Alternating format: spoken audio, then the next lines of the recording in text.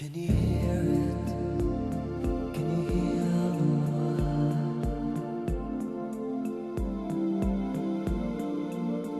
Can you hear it? Can you hear the word?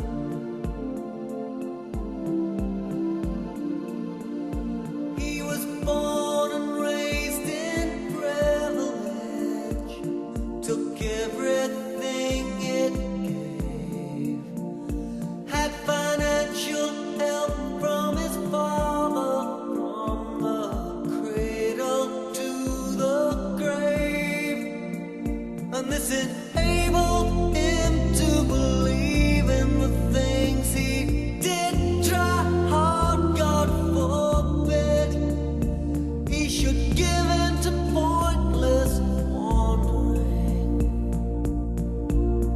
but he would wander from time to time,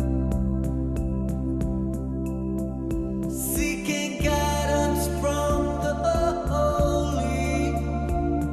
He tried to find the truth among the radical revolutionaries who canonized his youth, and gathering strength from the feeling that to believe could undoubtedly change the world, turned his back on education and listened to